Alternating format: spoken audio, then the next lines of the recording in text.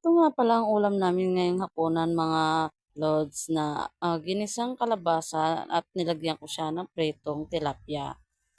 Bago ang lahat yan ay nagsaing na muna ako kasi nga wala pa pala kami sinaing. Bale, lasing ko pa nga lang to ng hapon mga lods. Kaya ayan, sinimulan ko na nga magluto ngayon para pag uwi ng asawa ko ay meron na akong nailutong pagkain. At pagkatapos kong hugasan itong bigas ay sinalang ko na nga ito dito sa kalan.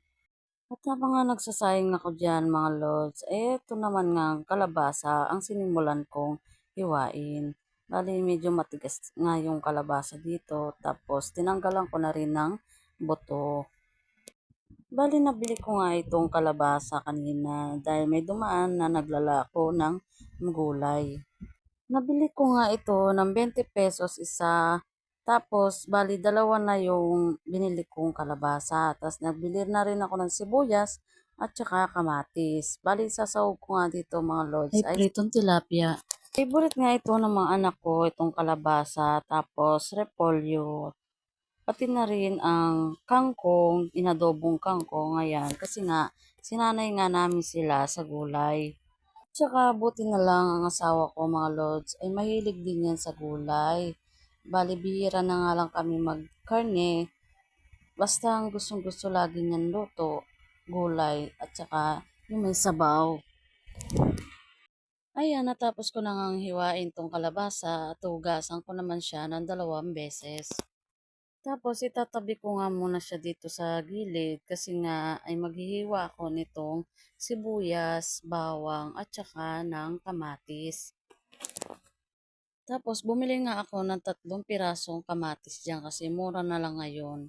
At dito nga mga lods ay nagsimula na nga akong magisa ng sibuyas, bawang at saka kamatis.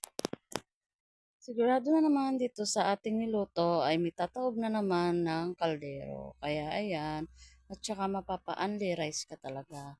Lalo na itong mga anak ko. Ay nako, ang lalakas kumain.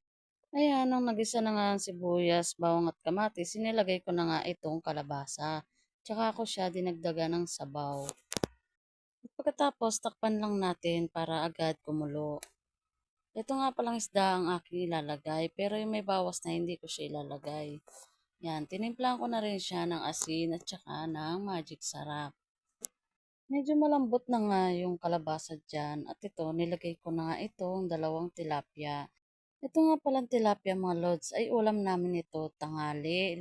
Tapos yung natira nga ay naisipan ko nga, ayan, buti na lang at may